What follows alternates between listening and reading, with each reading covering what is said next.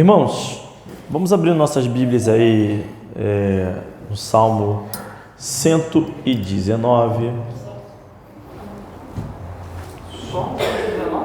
Vamos ler hoje o Salmo 119 por inteiro.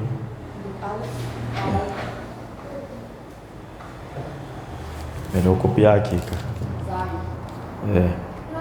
Tav. No Aleph é o Tav, tá?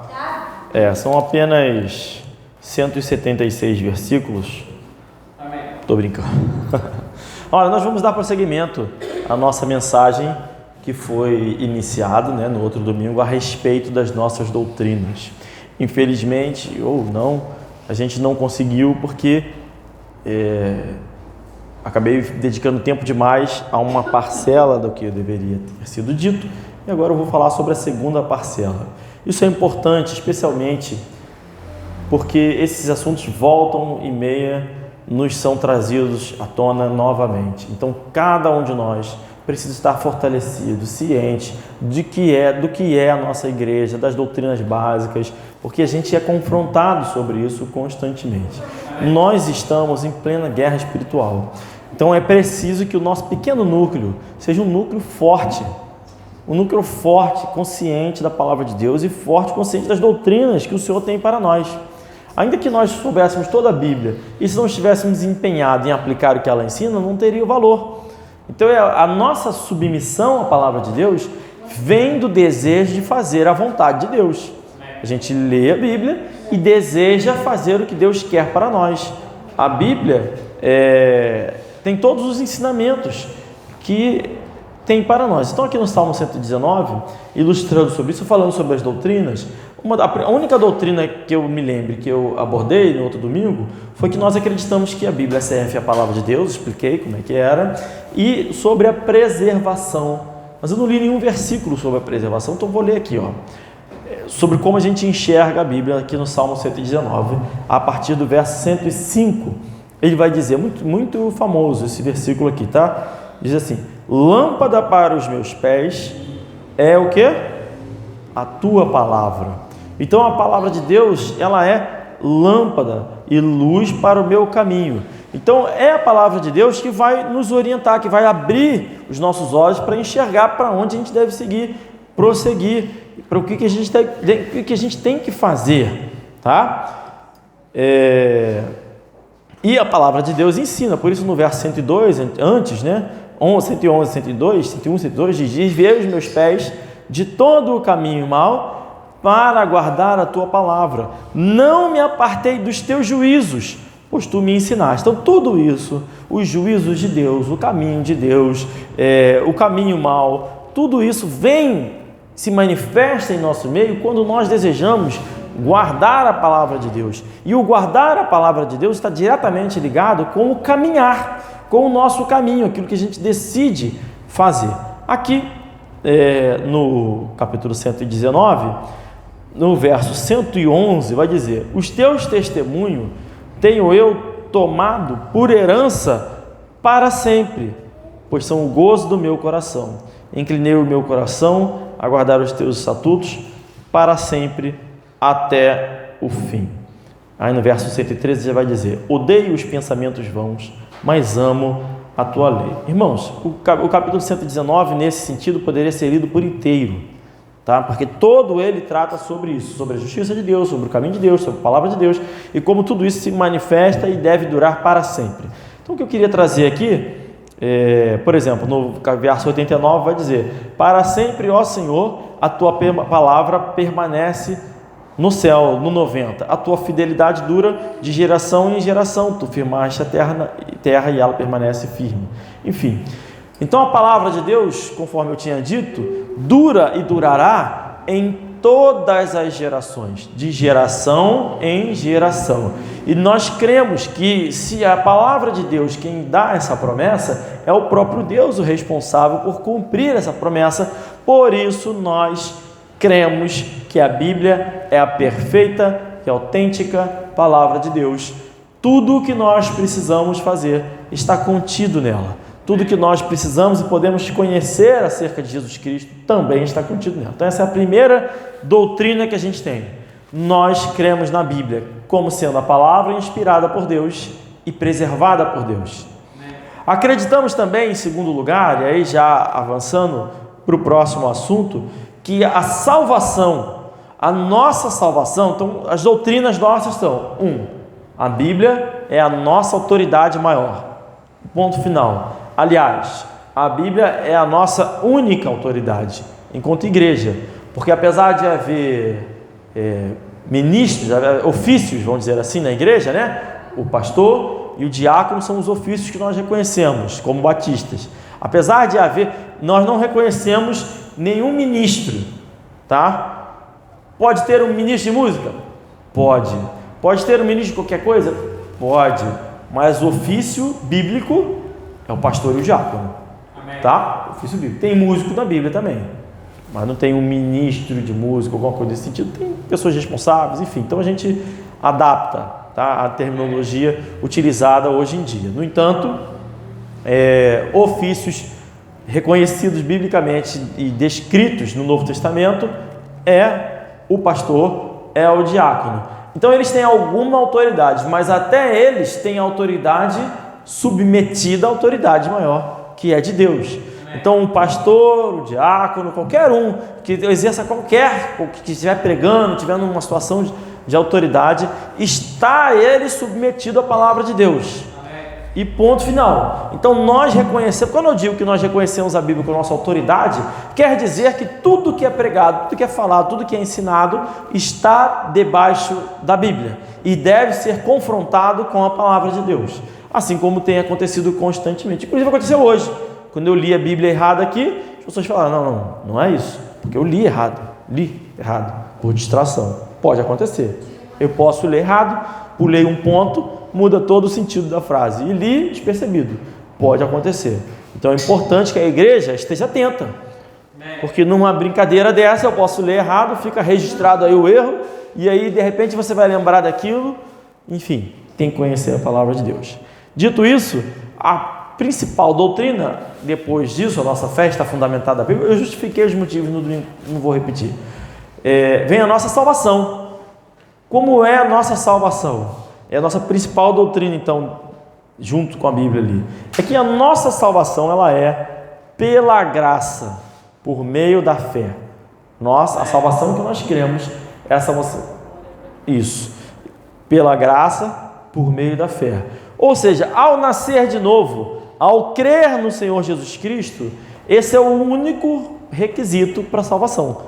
Crer no Senhor Jesus Cristo. E ponto final. Não é crer e se arrepender, não é crer e fazer as obras, não é crer e fazer qualquer coisa, não é crer e abandonar o pecado, não é crer e ir para a igreja, não é crer mais, etc. É crer. Então nós cremos que a nossa salvação está limitada ao ato de crer. Limitada. Deus quer que todos se salvem. Eu vou falar um pouquinho mais sobre isso. Mas só vai salvar aqueles que o receberam, crendo. Tanto é que o texto já diz em João 1,12, né? Deu-lhes o direito de serem feitos filhos de Deus aos que creram no seu nome, né? Todos quantos receberam, deu-lhes o direito. Então, receber o Senhor Jesus Cristo é sinônimo de crer no Senhor Jesus Cristo. Deu a todos quantos o receberam, deu-lhes o direito de serem feitos filhos de Deus aos que creram no seu nome. Então, quem foi que recebeu? Os que creram. E é nisso que nós queremos. Então, para ilustrar isso, nós vamos lá em Efésios 1:13, que ilustra a nossa condição humana. Também lá em Isaías é dito que todos éramos como ovelhas perdidas e desgarradas, separadas de Deus pelo pecado. Aqui é um texto que resume bem, vai dizer: em quem vós também estáis, em Cristo, né? Depois que depois que ouvistes a palavra da verdade, o evangelho da vossa salvação, e tendo nele também crido. Nele quem? No evangelho da nossa salvação, em Jesus Cristo.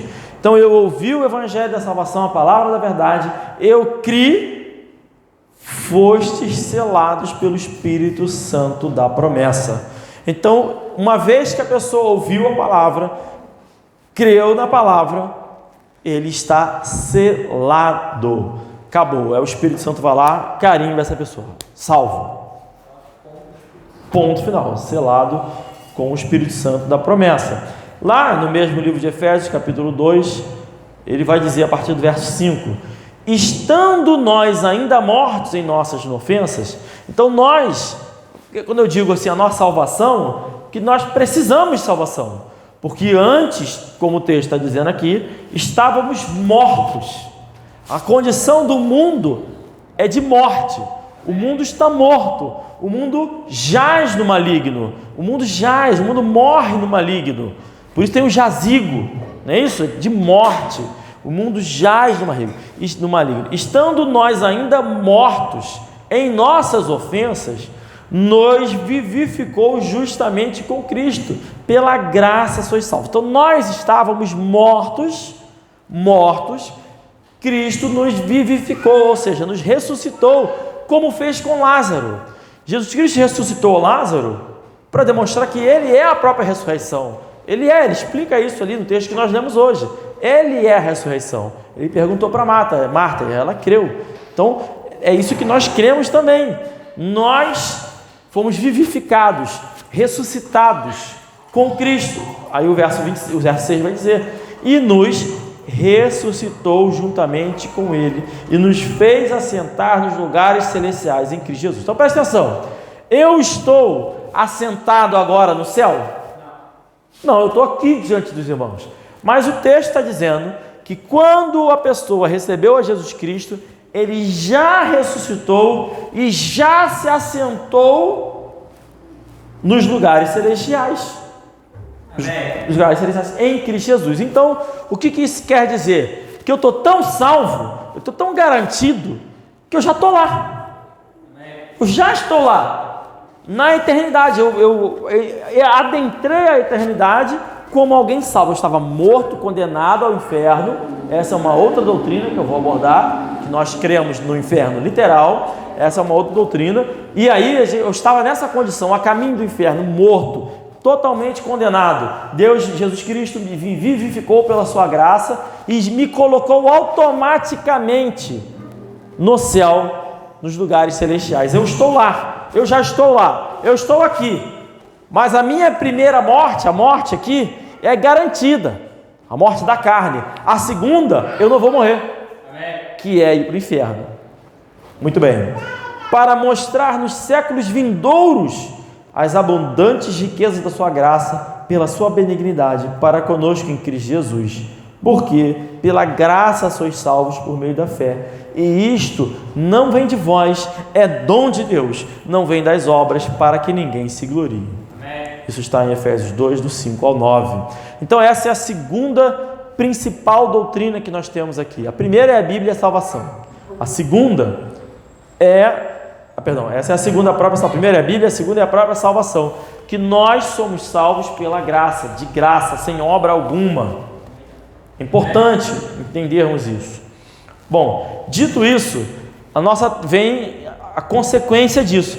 Ora, se eu estou tão salvo que eu já estou no céu, eu já estou garantido no céu, vem a terceira grande doutrina da nossa igreja, que é o fato de que eu não posso perder o meu lugar no céu.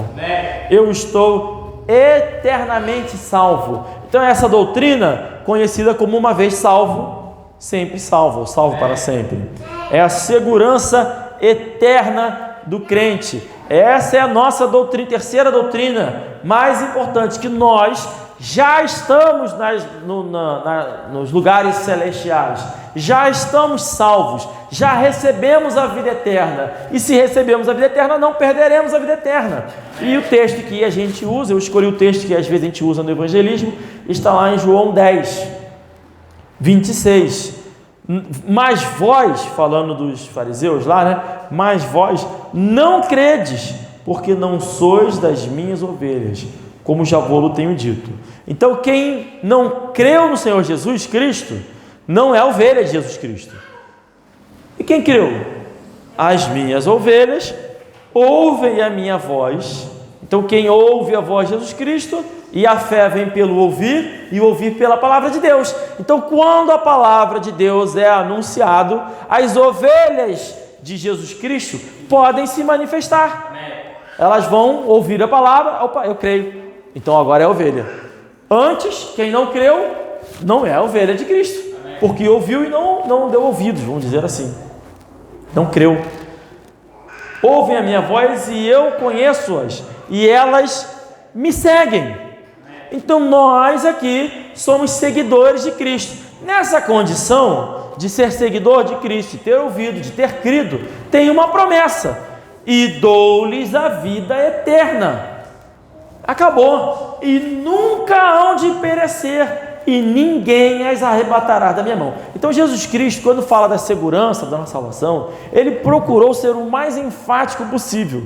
Não tem palavra que possa descrever melhor como nunca hão de perecer, e ninguém as arrebatará da minha mão. Então são palavras definitivas, marcantes.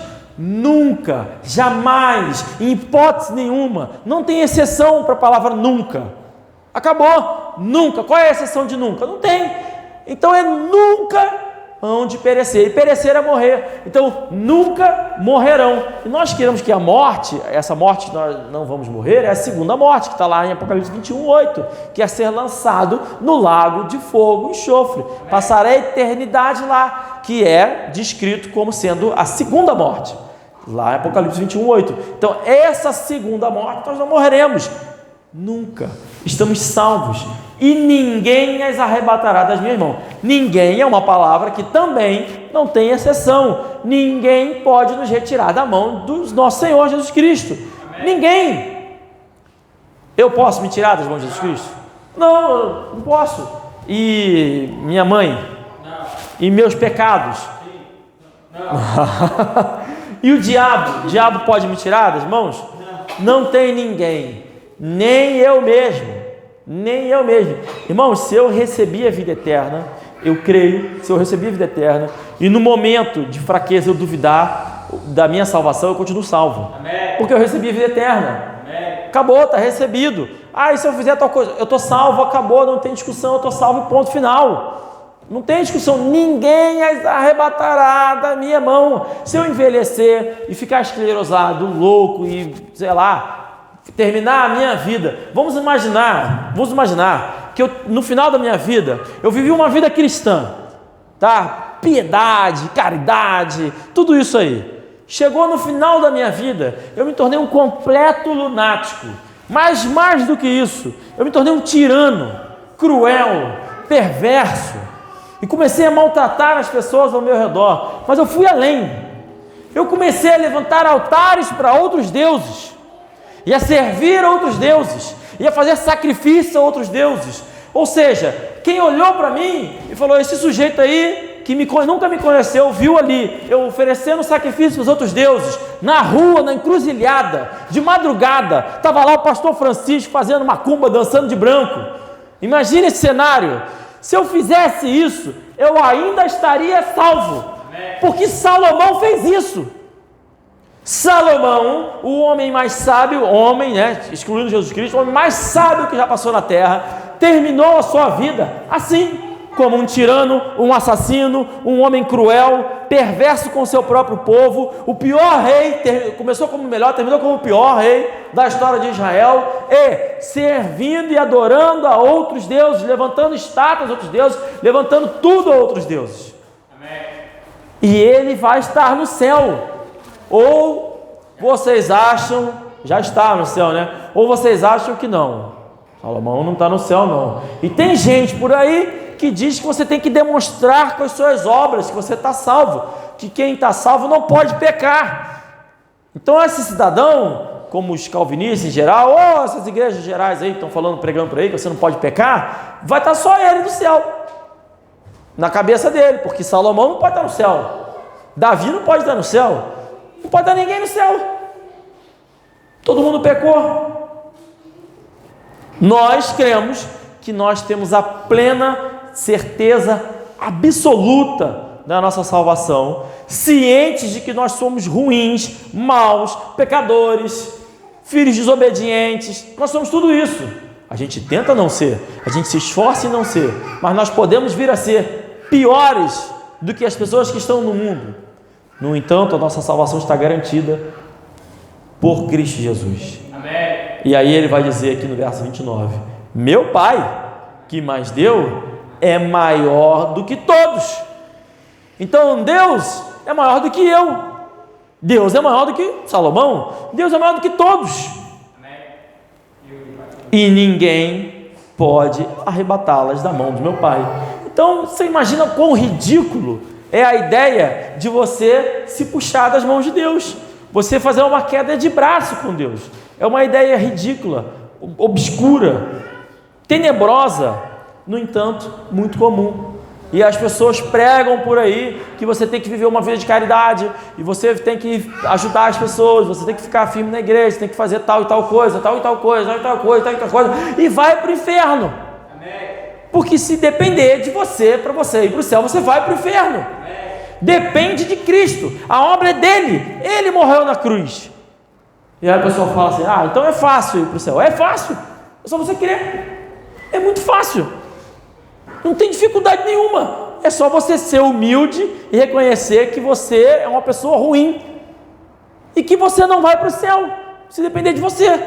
Aí você, eu sou uma pessoa que peco, tá bom, quais são as oportunidades diante de mim? Confiar em mim mesmo ou confiar no Senhor Jesus? O que é mais fácil? Confiar em Jesus. Ora bolas, por isso o texto diz, maldito o homem que confia no homem. Maldito, amaldiçoado para o fogo do inferno aquele que confia no homem. Mas nós confiamos no Senhor Jesus Cristo. Amém. Por isso temos a certeza da salvação, e essa é a terceira doutrina. Uma vez salvo, salvo para sempre. Em resumo, é possível que o cara que esteja salvo possa se meter com todos os pecados, todos, e ainda assim ser salvo. Amém. Vou falar de algumas coisas mais na frente, mas enfim. Acreditamos também, como batistas tradicionais, fundamentalistas, no batismo de forma correta. É muito importante acreditar no batismo de forma correta. Batismo salva? Não, batismo não salva ninguém, mas é o principal simbolismo, é o ato público que você faz. Então ele tem uma simbologia, e é a única simbologia relacionada a nós mantida no Novo Testamento. No Velho Testamento tinha um monte de simbologia, a única mantida foi o batismo sobre nós. Tem a outra simbologia sobre a morte de Cristo, que é a ceia, mas a única simbologia sobre nós é o batismo. Então nós acreditamos que ele deve ser feito de forma correta. Isso quer dizer, em primeiro lugar, que o batismo é feito em nome do Pai, do Filho e do Espírito Santo. Não é em nome só de Jesus, não é em nome só de Deus, não é em nome do Pai, do Filho e do Espírito Santo. Porque é uma ordem. Mas aí, onde é que tem trindade na Bíblia? Aí, Mateus 28, 19 vai dizer, portanto, ide, fazei discípulos de todas as nações, batizando-os em nome do Pai, do Filho e do Espírito Santo. Ora, pensa bem, a Bíblia diz que Deus não divide a sua glória. Deus não divide a sua glória com ninguém. Se Jesus Cristo não fosse Deus, se o Espírito Santo não fosse Deus, ele dividiria a glória do único símbolo mantido no Novo Testamento da nossa salvação com outras pessoas, que não fosse ele mesmo? Não. Então ele dividiu a sua glória. Na verdade ele não dividiu, é uma glória só, porque o Pai, o Filho e o Espírito Santo, os três são trindade. Então a primeira coisa do batismo é que ele deve ser feito em nome do Pai, do Filho e do Espírito Santo. E a segunda coisa é que ele é por imersão exclusivo àqueles que creem. Eu esqueci de anotar aqui, mas vamos lá em Atos, capítulo 8, é o texto mais utilizado, verso 36, Atos 8, 36, vai dizer, oi? Amém. E indo eles caminhando, chegaram a uma certa água, e disse o eunuco: eis aqui água, que me impede que eu seja batizado? Então a pergunta é muito simples e direta: existe algum impedimento para que eu venha a ser batizado?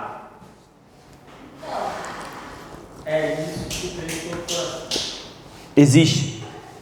Verso 37. E disse Filipe: é lícito, então é permitido, se, então é uma condicionante, se crees de todo o coração. E respondendo ele, disse: creio que Jesus Cristo é o Filho de Deus. Pronto. Mandou parar o carro e desceram ambos à água, ou seja, eles entraram na água, tanto Filipe como o eunuco, e o batizou. E quando saíram da água, ou seja, de dentro da água, o Espírito do Senhor arrebatou a Filipe e não viu mais o eunuco, e jubiloso continuou o seu caminho. Então, o batismo, ele é feito da forma correta. Isso é ser batista. Então a primeira forma do batismo é em nome do Pai, do Filho e do Espírito Santo. A segunda coisa é que ele é necessário, ou seja, ele é exclusivo para aqueles que creem.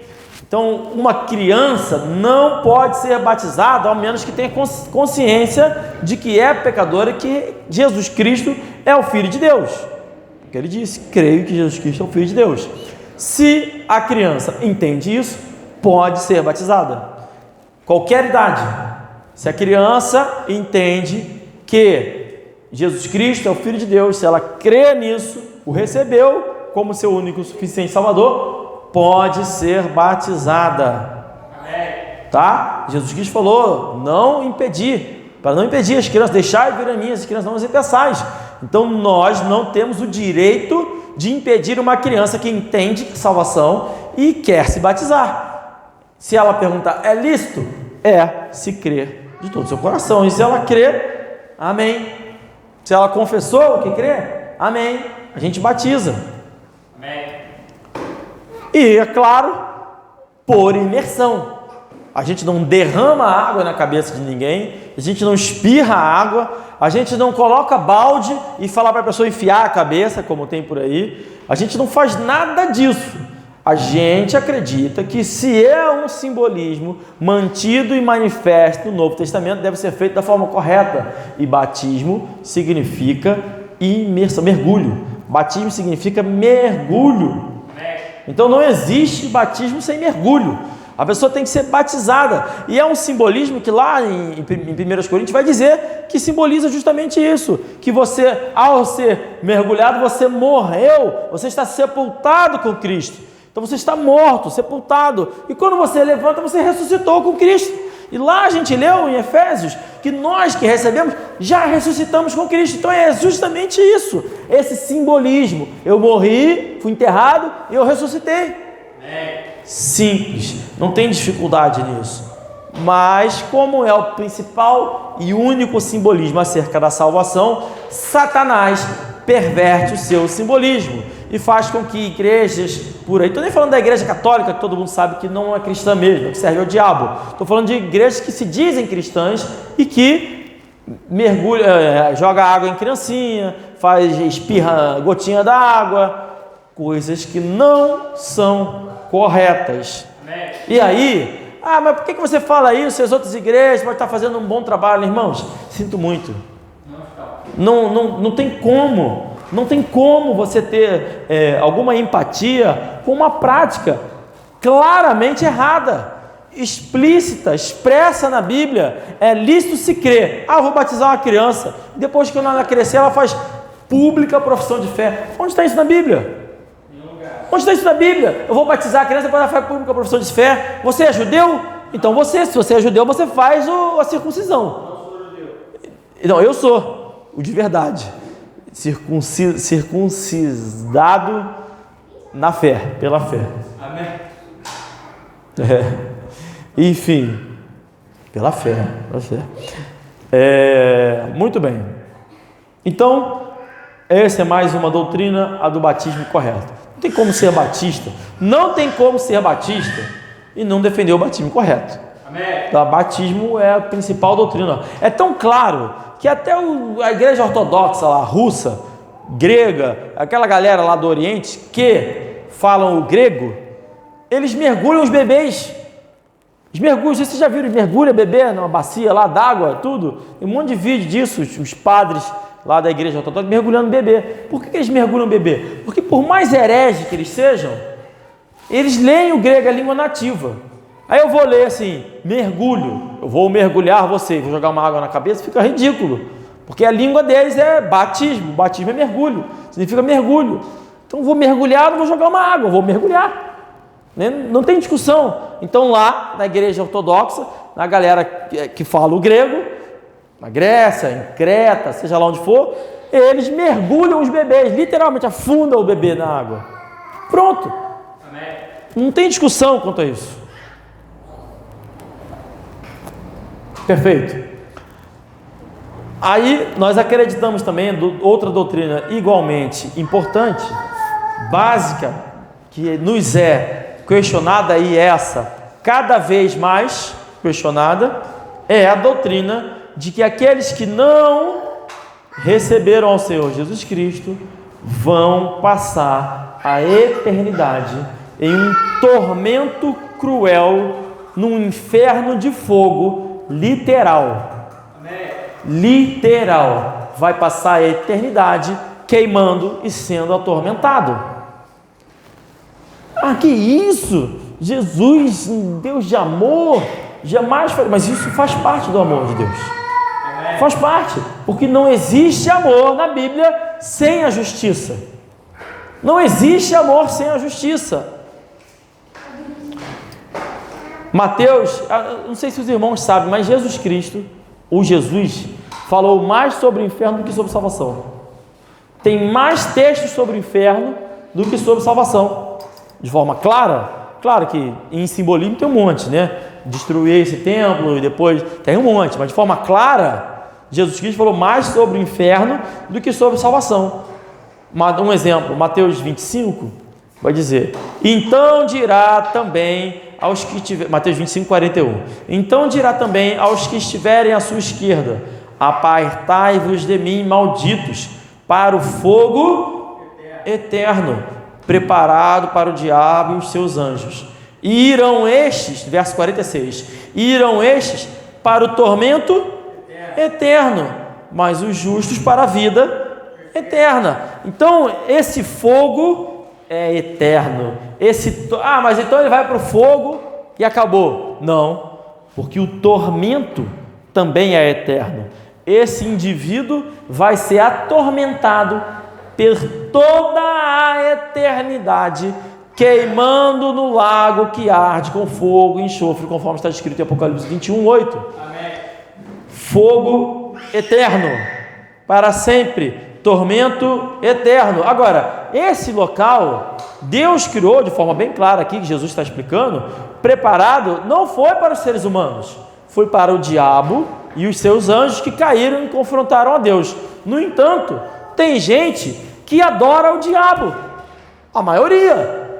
Então eles vão junto com o seu Deus para o inferno. Amém. Vão estar todo mundo sendo atormentado lá. Nós queremos que isso é literal, de forma concreta.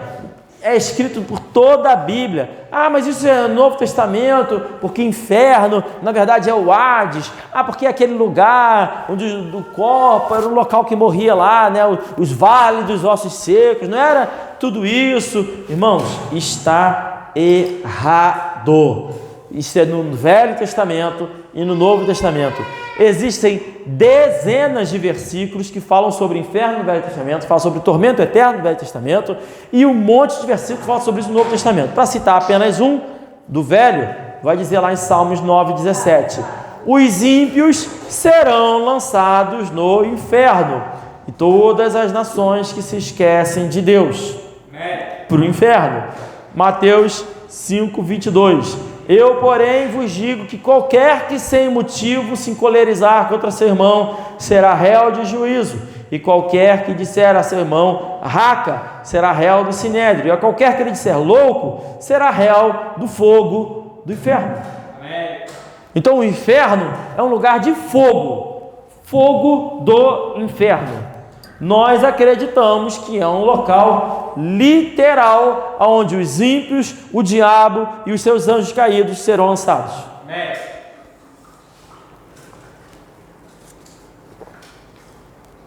Já tratei sobre isso, mas também cremos, uma outra... Quer ler algum versículo?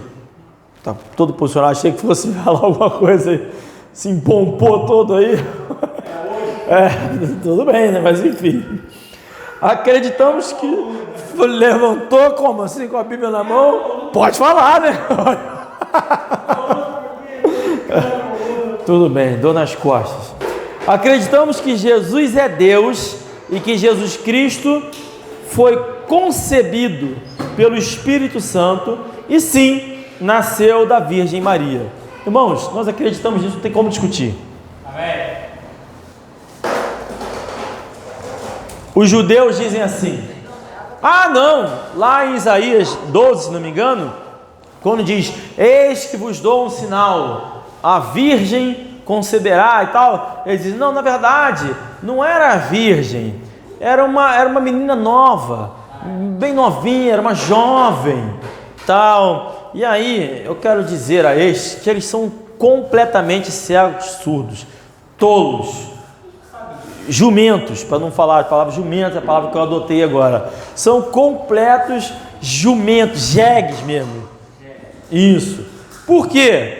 Porque toda menina, assim que chegava nos seus dias, se casava na época.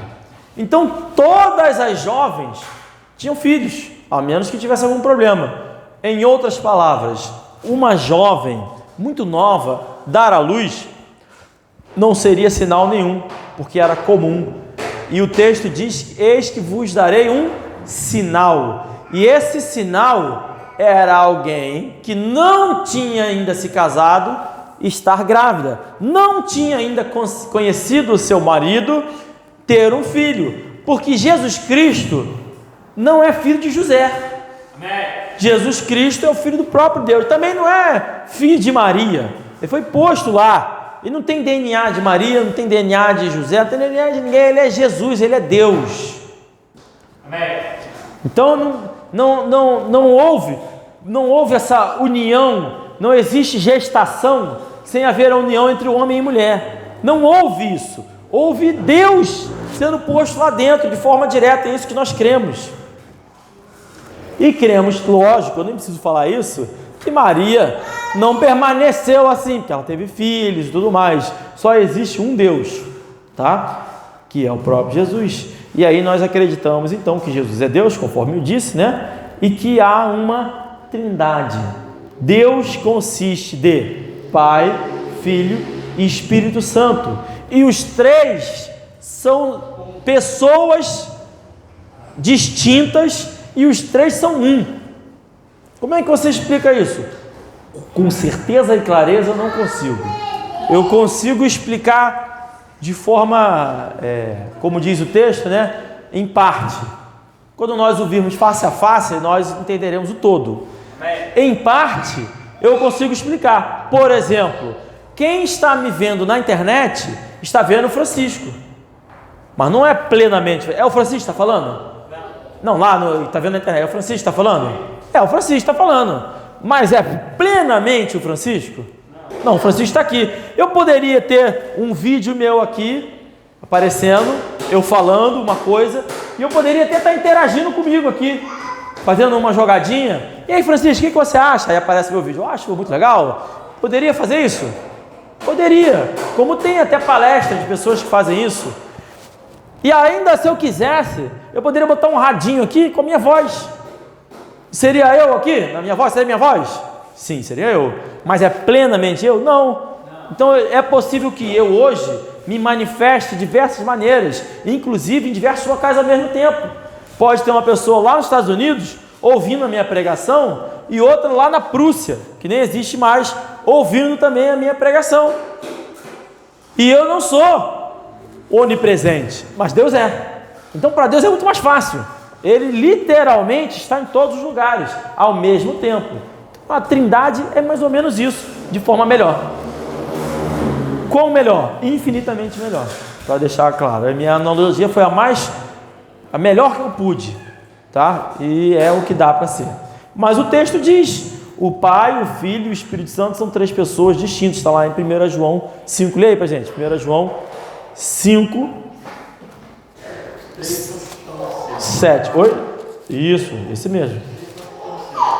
Porque três são os que testificam no céu: o Pai, a Palavra e o Espírito Santo. E estes três são um. Então, três testificam no céu: o Pai, a Palavra e o Espírito Santo. E quem é a Palavra? É isso que eu vou ler aqui.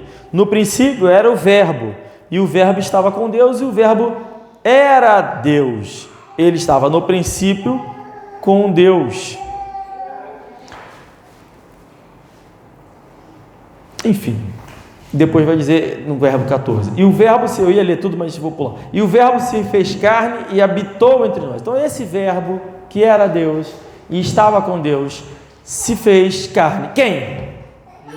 Jesus Cristo. Então a palavra, são três que testificam no céu: o Pai, a Palavra e o Espírito.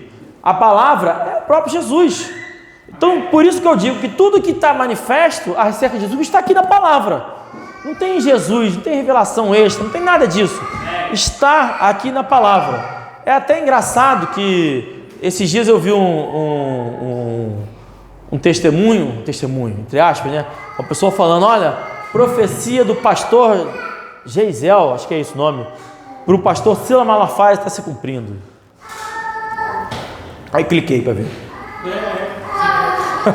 Não aguento, aí cliquei. Aí a profecia dizia, né? Porque pastor Silas, o cara canta lá marcha lá candara, falou uns negócios assim. Deus vai usar você para um grande avivamento no Brasil. Irmãos, eu canso de falar isso aqui. Não vai ter grande avivamento do Brasil no mundo, em lugar nenhum. Esse grande avivamento que eles estão pregando é o próprio Satanás. A Bíblia diz que cada vez mais vai diminuir a fé das pessoas. Por acabar o amor, a fé de muitos se esfriará. É o que a Bíblia diz. À medida que o tempo passa, menos gente salva vai ter. Menos igrejas corretas vão ter. Não vai ter grande avivamento nenhum, coisa nenhuma. É cada vez menos. É cada vez menos. É simples entender isso. E Jesus falou: haverá, o Filho do Homem encontrará fé na terra? A resposta é praticamente não. Por isso que ele disse que não abreviassem os dias, ninguém se salvaria. Porque não vai ter mesmo. Cada vez menos. Então a profecia, o cara chega e fala assim: olha, eu tenho uma visão para essa igreja, um grande avivamento no Brasil, e vai se levantar o povo de Deus. Não está falando de acordo com a Bíblia. Amém. Não está falando, por mais que seja o nosso desejo, por mais que atenda a nossa carne de querer ver as coisas, querer ver o povo de Deus triunfante. Aí vem o cara e fala assim: irmão, é uma grande profecia, o Brasil vai se levantar e o Espírito de Deus vai mover. Que eles falam tudo gritando assim, né? E as pessoas, e tal, e lá na caracatambara, não sei lá o que eles falam. Todo mundo fica emocionado. Não vem de Deus. Porque o próprio Jesus disse que iria diminuir o número de salvos, não vai aumentar. Não vai aumentar. Enfim, então nós cremos na Trindade. Nós cremos na Trindade. Me desviei para falar da palavra. O quão importante é ficar fiel ao que está escrito. Você conhecer a palavra. Porque senão você vai ser enganado.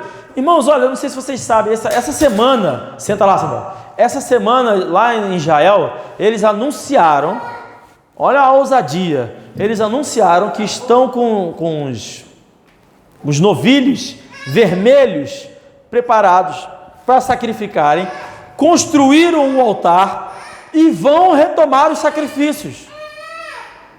Estão anunciando, vão retomar os sacrifícios. É escandalizante para mim. Como é que os que se dizem crente defendem tanto Israel assim? Os caras vão retomar o sacrifício animal em nome de Deus. É uma completa e absoluta rejeição a Cristo. É o ápice da rejeição a Cristo, é você sacrificar um animal de novo. É o cúmulo, no absurdo. E no entanto eles vão retomar, e o povo está dizendo que eles são o povo de Deus.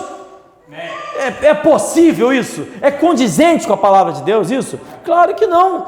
Então esse grande avivamento é um preparatório para o anticristo, que vai fomentar e fazer uma igreja única, global. Enfim, e aí, portanto, diante disso, nós acreditamos que não existe na Terra uma igreja universal.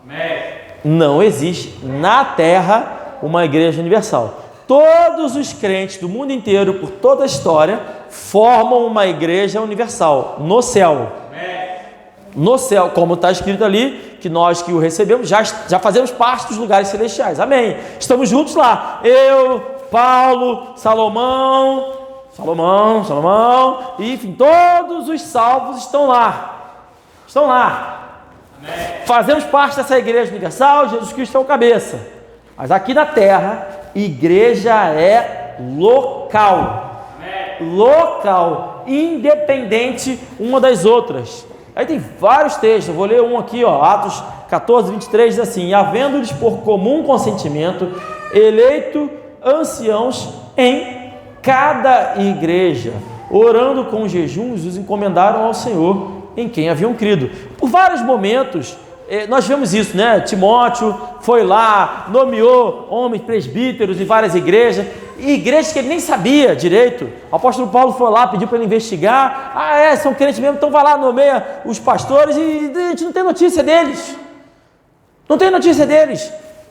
Foram igrejas independentes. Lá, quando você chega em Apocalipse, já no final da Bíblia, você tem uma avaliação de Deus sobre o trabalho das igrejas, que se aplica a todas as igrejas. Essa igreja foi boa nisso, essa igreja não foi boa nisso, essa igreja foi ruim nisso, essa igreja foi melhor nisso aqui, porque cada igreja é independente. Se houvesse uma igreja universal, o texto das cartas das igrejas não fazia sentido nenhum. Se fosse uma igreja única, global, Deus não falaria: envie essa carta ao anjo da igreja de Esmirna, eis que conheço tuas obras. Ele ia falar uma vez só: conheço as obras da igreja universal aqui, errou nisso, ou pelo menos diria: errou lá em Esmirna, acertou em Éfeso, errou em Tiátira, enfim, ele ia falar. Mas não, ele falou ao anjo da igreja que está lá, da outra igreja que está lá: conheço as tuas obras individuais, porque são igrejas individuais, independentes uma das outras, umas que acertam mais, outras que erram mais, e assim sucessivamente. Amém. Então nós rejeitamos por completo essa ideia de igreja universal, e isso fica fácil. Quando a gente tem essa visão, fica fácil pelo menos distinguir as duas maiores heresias que tem por aí. Uma igreja católica. Por quê? Porque se diz universal. Católica significa universal, e a outra igreja universal. Igreja universal do reino de Deus. Pode isso? Não, porque Deus, Jesus Cristo, que é a palavra, disse que não, que cada igreja é independente. Então, se tem uma igreja universal, não é do reino de Deus, é do reino de Satanás. Então quer dizer, peraí. Então você está dizendo que todo mundo que está na igreja universal vai para o inferno? Não, eu não estou dizendo isso. Eu já disse, eu repito, e eu sempre vou frisar quando tocar nesse assunto. Lá, Apocalipse 18, Deus fala para a igreja, a pior igreja, a grande prostituta do Apocalipse, da Babilônia, e diz: saiam dela, povo meu. Então o Senhor disse que lá na Babilônia existe um povo que é dele, gente salva que está naquela falsa igreja. É claro que o objetivo é sair de lá, mas existe. Então tem gente salva, até na igreja católica, em tudo quanto é igreja, tem gente salva. No entanto, é a igreja dirigida por Satanás, cujas doutrinas vão contra a palavra de Deus. E aqui, não era bem o que eu queria trazer, não tem muito a ver com ser batista, mas acho importante nós aqui sabermos. Nós rejeitamos por completo o ensino do calvinismo. Por completo. Não acreditamos ser de Deus, que Deus não quer que todos sejam salvos. Que Deus escolhe pessoas para ser salva e escolhe pessoas para ser condenada. Nós cremos que Deus quer que todos sejam salvos. Todos. É o desejo de Deus que todas as pessoas do mundo sejam salvas. 1 Timóteo 2,4 vai dizer que quer que todos os homens se salvem. Não tem como ser mais claro que isso. Como é que o sujeito pode acreditar numa doutrina tão diametralmente oposta, que quer que todos sejam salvos e venham ao conhecimento da verdade, porque há um só Deus e um só mediador entre Deus e os homens, Jesus Cristo homem, o qual se deu a si mesmo em preço de redenção por todos, para servir de testemunho a seu tempo. Jesus Cristo se deu por preço de redenção por todo mundo, a humanidade toda, todo o tempo, a história, todo mundo, até para os filhos do diabo, Jesus Cristo morreu por eles. Amém. Por todo mundo. Então isso é uma doutrina que precisa ficar claro. Nós não acreditamos na doutrina da eleição, conforme eles dizem. Nós acreditamos na doutrina da eleição bíblica. Nós acreditamos na doutrina da predestinação bíblica, que é o quê? Que Deus nos elegeu, Deus nos predestinou antes da fundação do mundo. Como? Todo aquele que crer será salvo. Está escrito, está traçado o destino previamente. Predestinar, traçar o destino previamente. Quem crer vai ser salvo. Quem não crer vai ser condenado. Pronto. Deus sabe quem crê ou não? Sabe. Então, pela sua presciência, Ele sabe quem crê ou não. No entanto, Ele deu oportunidade a todo mundo. Qualquer um que quiser ir para o céu, vai para o céu. Amém. Qualquer um que quiser ir para o céu, vai para o céu. Mas vai ter que reconhecer a obra de Cristo na cruz. Só isso. Amém. Se ele reconhecer, o seu destino foi predestinado. Ele se tornou eleito antes da fundação do mundo, porque estava escrito lá que seria quem crê, e a palavra de Deus é eterna, ela não tem início nem fim, então quem crê será salvo, e Deus quer que todos os homens sejam salvos. Então o calvinismo não é de Deus, a ideia de que o homem, que Deus escolheu uns para ser salvo, outros para ser, não é de Deus. Amém. O critério é simples, quem crê vai ser salvo. Então sim, nós temos um papel na salvação, que é o de receber a salvação. Amém. Eu posso receber, muito obrigado, está aqui o copo d'água, obrigado, pronto, recebi. Ou rejeitar, não quero água, acabou. Deus respeita você e Ele te ama tanto que Ele respeita, está tudo certo. Você quer pagar o preço do seu pecado? Vai pagar no inferno. Amém. Ué, é uma escolha. Muito bem. Então é importante frisar isso. Cremos também, a Bíblia nos ordena a anunciar a volta de Cristo até que Ele venha, anunciar a morte de Cristo até que Ele venha. Então nós acreditamos que Jesus Cristo voltará. E aqui já há um ponto claro. Cremos que haverá um arrebatamento após a tribulação. Não acreditamos que haverá arrebatamento antes da tribulação. Aí temos um período ainda de estudo, se tem um períodozinho de ira ou não na terra. E aí a gente vai aprender isso em breve, quando nós estudarmos o livro de Apocalipse. Mas uma coisa é certa, garantida, líquida e certa: não tem nenhum arrebatamento antes da tribulação. A igreja passará pela tribulação. E com isso, nós rejeitamos por absoluto a falsa doutrina herética do dispensacionalismo. Não existe a dispensação da graça e a dispensação da lei, e a dispensação da lei moral, e a dispensação de qualquer coisa. Existe a forma de salvação única, desde o início até o fim, que é pela graça, por meio da fé. Amém. Como é que Moisés foi salvo? Pela graça, por meio da fé. Amém. Aí José, que foi antes de Moisés, pela graça, por meio da fé. E Adão, pela graça, por meio da fé. Pronto, de Adão ao último homem, pela graça, por meio da fé. Ponto final. Por isso que lá no livro de Hebreus vai citar os heróis da fé. Eles creram. Amém. E acabou. Estarão no céu. Eles criam na vinda do Messias e nós cremos que Jesus Cristo já veio. Amém. Eles criam que Jesus Cristo viria e nós que ele já veio. Mas é a mesma obra, mesmo Jesus, mesmo pagamento, mesmo sacrifício. E ponto final. É isso que nós cremos.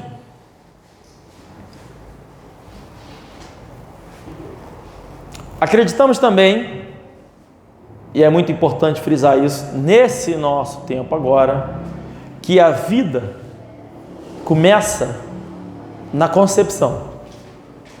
Então nós rejeitamos todas as formas de aborto. Amém.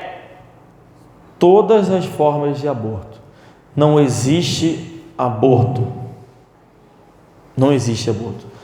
Não cremos no aborto, não rejeitamos por completo. Cremos que o aborto é assassinato. Amém. Tá? A Bíblia dá respaldo suficiente em diversos versículos para nós crermos que a vida começa na gestação. O livro de Jó, a gente pregou aqui, estudou o livro de Jó e vimos que ele menciona isso mais de uma vez. A vida começa na concepção. Amém. Então rejeitamos todo e qualquer tipo de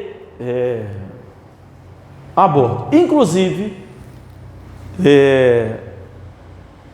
aí eu sugiro, como pastor, que as mulheres da nossa igreja não tomem pílulas anticoncepcionais. Amém. Nunca. Jamais. Não procura ter que regular, não faça isso. Não faça isso. Porque nós cremos que é presente de Deus. Filhos. Amém. Os filhos são herança, são presente de Deus. Então nós cremos nisso, é importante frisar isso. E portanto, se são os presentes de Deus, nós cremos também que as crianças precisam estar no culto, junto com seus pais. Amém. Não acreditamos em salinhas infantis. As crianças vão ouvir a pregação e vão receber aquilo que o Espírito Santo permitir que elas entendam. Amém. E está tudo certo com isso, não tem problema nenhum com isso. É claro que eu me vejo em situações que eu sou um pouco comedido, porque eu não quero atrapalhar a inocência das crianças, e acho que é um cuidado que a gente tem que ter, mas nenhum adulto deixa de entender o que eu estou querendo dizer. Eu falo, ponto final. Amém. Acreditamos também que a homossexualidade, ou seja, homens casarem com homens e mulheres com mulheres, é um pecado abominável, Amém. punido por Deus com a pena de morte. Amém. E que estes que assim o fazem se tornam reprovados e sem salvação. Amém. Nós acreditamos que este pecado, ele não acontece por qualquer inclinação, mas é o resultado da punição de Deus para aqueles que rejeitam a Deus. Então, nós não acreditamos que o pecado de homem se casar com homem e mulher com mulher seja uma inclinação pecaminosa da natureza humana, da luxúria humana, como, por exemplo, a bebida, a glutonaria ou fornicação. É diferente, é uma punição dada por Deus para aqueles que rejeitam a Deus. Isso é muito claro lá em Romanos, capítulo 1. Amém. E eu vou ler. Verso 26. Por isso, Deus os abandonou às paixões infames. Então o texto diz que Deus os entregou, os abandonou às paixões infames. Por quê? Por que é que Deus abandonou as paixões infames? Porque até as suas mulheres mudaram o uso natural, no contrário à natureza, e semelhantemente, ou seja, da mesma forma, também os homens, deixando o uso natural da mulher, se inflamaram em sua sensualidade uns para com outros, homens com homens, cometendo torpeza e recebendo em si mesmo a recompensa que convia ao seu erro. E como eles não se importaram de ter conhecimento de Deus, assim Deus os entregou a um sentimento perverso para fazerem coisas que não convêm. Então, primeiro Deus os abandona a paixões infames, depois de Deus os terem abandonado a paixões infames, as mulheres deixam o uso natural das mulheres e os homens deixam o uso natural dos homens. Amém. E aí, no verso 31, vai falando sobre o que eles são, vai dizer: nércios, infiéis nos contratos, sem afeição natural, irreconciliáveis, sem misericórdia. Então a Bíblia diz que Jesus Cristo é o nosso reconciliador. Ele se entregou para nos reconciliar com Deus. Estes são irreconciliáveis e sem misericórdia. Então, a graça de Deus não está mais disponível a esses. Não está mais. Se tornaram irreconciliáveis, sem perdão, não vão ser salvos. É importante ter essa doutrina bem clara, porque nos livros infantis estão dizendo aí que pintinho pode querer virar pato, pintinho vai ser pintinho, pato vai ser pato, é a natureza, ninguém se transforma em outra coisa, ninguém é homem que nasceu no corpo de mulher, ninguém é mulher que nasceu no corpo de homem. Isso é doutrina de Satanás, que incute na cabeça das nossas crianças para os levar para o inferno. É o caminho mais rápido para o inferno. Porque enquanto a pessoa comete pecados, é homicida, é qualquer outra coisa, ele pode ainda ser salvo. Mas quando ele muda o uso natural do homem ou a mulher da mulher, não tem mais salvação. Então é o caminho mais rápido para o inferno. Por isso o mundo combate para incutir isso nas crianças.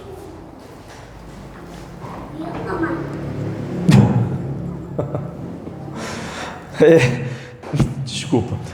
Por fim, que já me estendi, eu acredito, nós nos opomos a todas as doutrinas do mundanismo, de inserção na igreja, de modernismos em geral, enfim, liberalismo. Nós cremos que a igreja tem que ser exatamente igual como tem sido ao longo de todos os séculos. Amém. Então não pode ter microfone. Não é disso que eu estou falando da organização da igreja, ou seja, com pregação da palavra e com louvores que edificam a igreja. Amém. Mas tem que ser só do cantor cristão? Não tem que ser só do cantor cristão, porque nós temos o texto lá, que eu esqueci o nome, pensei nele e esqueci agora, se você lembrar, do rapaz que ia criando músicas na igreja. Tem isso na Bíblia. Ia lá e ficou conhecido por criar músicas para a igreja. Então não tem problema ter músicas novas. Se alguém um dia criar uma música, um louvor, e for uma letra edificante, a igreja quiser cantar, pode, problema nenhum. Eu esqueci o texto, achou aí não? Confirma aí.